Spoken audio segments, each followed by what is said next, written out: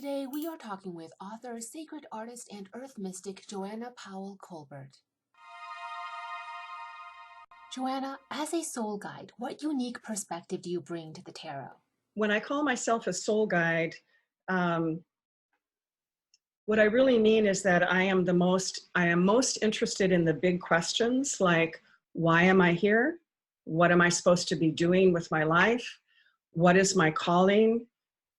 What is my sacred task at this time of my life?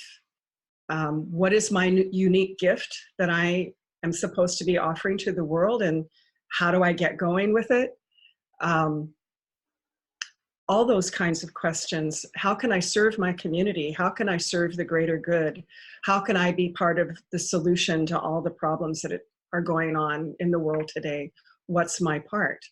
And so those are the kinds of questions that I'm interested in. And those, when I read, I don't read all the time, but when I do offer readings, I set my intention that the people that come to me are interested in exploring those kinds of questions.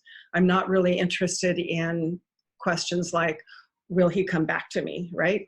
But if somebody did come with a question about a relationship, perhaps they're trying to decide whether or not to leave a marriage or leave a relationship, I would always bring it back to, what is your calling? What are you supposed to be doing with your life? What is your gift you're supposed to be giving to the world? And does this relationship support and enhance your calling, or is it a hindrance? Let's look at that. Follow-up question. Your work with the tarot takes on the approach of a spiritual mystic. How would you frame that in comparison with other approaches, like a psychology-based approach, psychic tarot, fortune-telling, or esoteric tarot? Well, I think first of all, because I do see myself as a guide to soul, and that means going down into the depths. It means often going on an underworld journey and encountering our own wounds.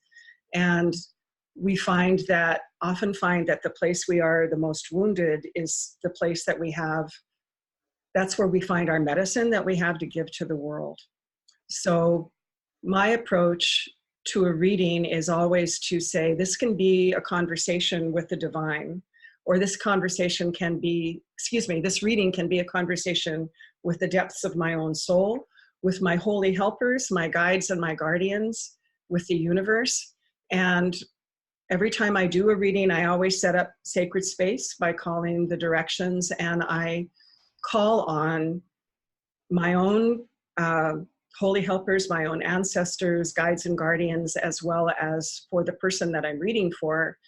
And I ask for divine wisdom to come out of both of our mouths, because I have an interactive style of reading. And I expect that to happen, and it does.